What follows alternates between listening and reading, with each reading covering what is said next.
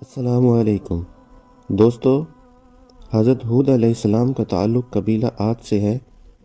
قرآن کریم میں 17 سے زیادہ مقامات پر حضرت ہود علیہ السلام اور ان کی قوم عاد کا تذکرہ آیا ہے۔ عاد ایک عرب قبیلہ گزرا ہے جو احقاف میں آباد تھا۔ احقاف ریت کے ٹیلوں والے علاقے کو کہا جاتا ہے۔ یہ علاقہ یمن میں تھا جو عمان اور حضر موت کے درمیان ہے۔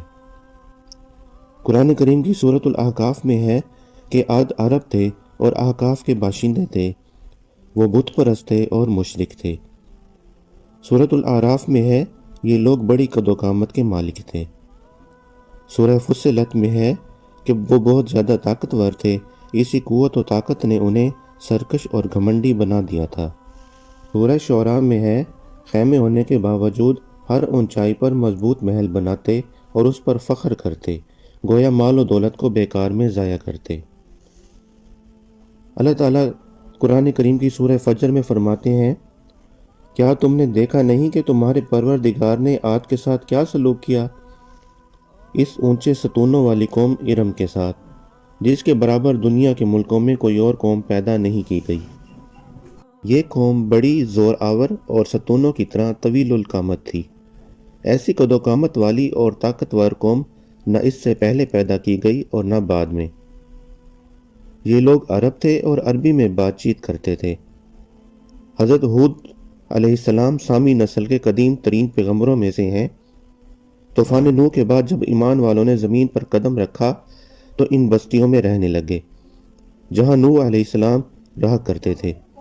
یہ لوگ توحید پرست تھے، لیکن وقت کے ساتھ ساتھ شیطان نے ان کے دلوں میں وسوسہ ڈالا اور وہ شیطان کی عبادت کرنے لگے۔ چنانچہ قوم نوح علیہ السلام کے بعد جس قوم نے سب سے پہلے بت پرستی اختیار کی وہ قوم عاد تھی۔ قرآن پاک کی سورہ ہود میں اللہ تعالیٰ نے حضرت ہود علیہ السلام کے اپنی قوم کے ساتھ ہونے والے مکالمے کو یوں بیان کیا ہے، اور قوم عاد کے پاس ہم نے ان کے بھائی ہود کو پیغمبر بنا کر بھیجا۔ انہوں نے کہا، اے میری قوم، اللہ کی عبادت کرو، اس کے سوا تمہارا کوئی معبود نہیں۔ تمہاری حقیقت اس کے سوا کچھ نہیں کہ تم نے جھوٹی باتیں تراش رکھی ہیں۔ اے میری قوم، میں تم سے اس تبلیغ پر کوئی اجرت نہیں مانگتا، میرا اجر کسی اور نے نہیں، اس ذات نے اپنے ذمے لیا ہے جس نے مجھے پیدا کیا ہے۔ کیا پھر بھی تم عقل سے کام نہیں لیتے؟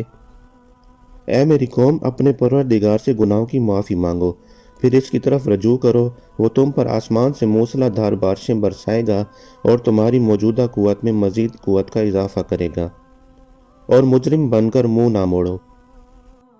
سورۃ الشعراء میں ہے، کیا تم ہر اونچی جگہ پر کوئی یادگار بنا کر فضول حرکتیں کرتے ہو، اور تم نے بڑی کاریگری سے بنائی ہوئی عمارتیں اس طرح رکھ چھوڑی ہیں جیسے تمہیں ہمیشہ زندہ رہنا ہے، اور جب کسی کی پکڑ کرتے ہو تو پکے ظالم و جابر بن کر پکڑ کرتے ہو۔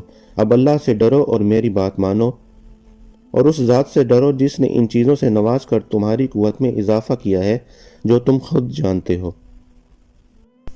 قوم عاد کو حضرت ہود علیہ السلام نے ہر طرح سمجھایا، مگر انہوں نے کوئی بات نہ مانی اور نہ ایمان لائے اور تکبر اور ناشکری کرنے لگے۔ سورہ حامیم سجدہ میں ہے، پھر عاد کا قصہ تو یہ ہوا کہ انہوں نے زمین میں ناحق تکبر کا رویہ اختیار کیا اور کہا کہ کون ہے جو طاقت میں ہم سے زیادہ ہو؟ بھلا کیا ان کو یہ نہیں سوچا کہ جس اللہ نے ان کو پیدا کیا ہے وہ طاقت میں ان سے کہیں زیادہ ہے، اور وہ ہماری آیتوں کا انکار کرتے رہے۔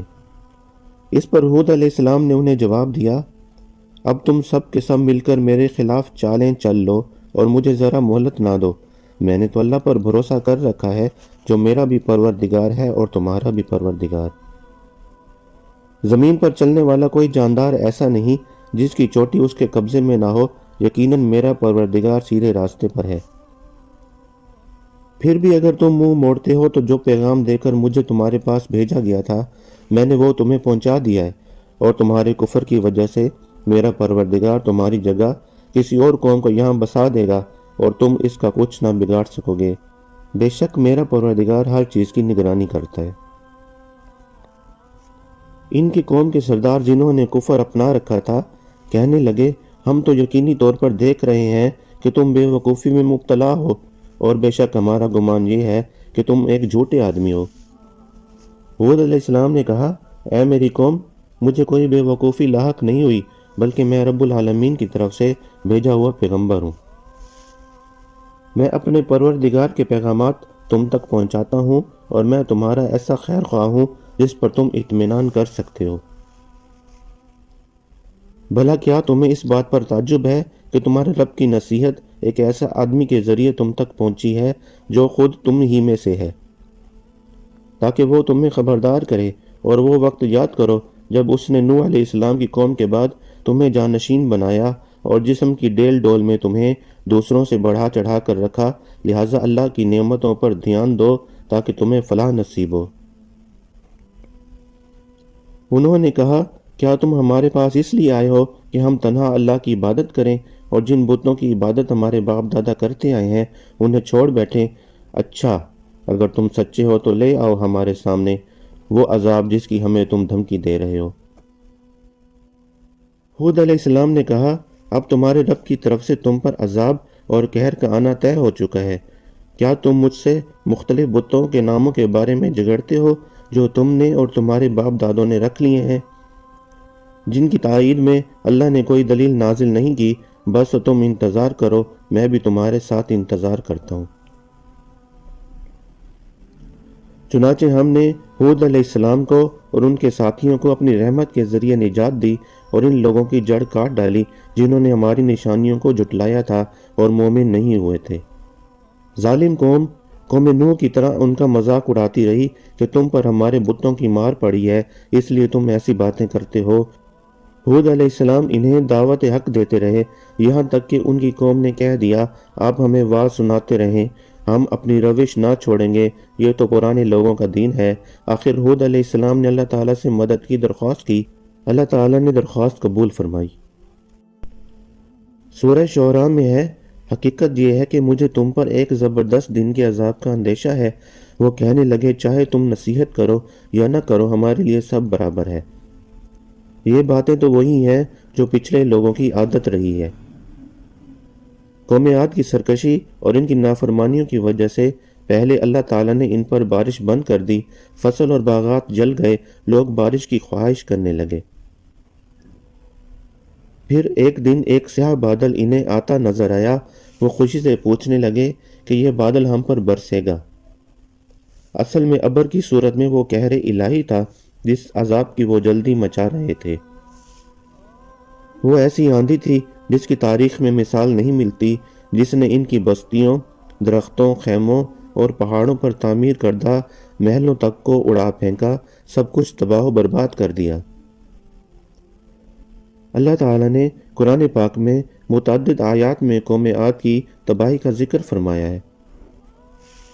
چنانچہ ہم نے کچھ منحوس دنوں میں ان پر آندھی کی شکل میں ہوا بھیجی تاکہ انہیں دنیاوی زندگی میں رسوائی کے عذاب کا مزہ چکھائیں، اور آخرت کا عذاب اس سے بھی زیادہ رسوا کرنے والا ہے، اور ان کو کوئی مدد میسر نہیں آئے گی۔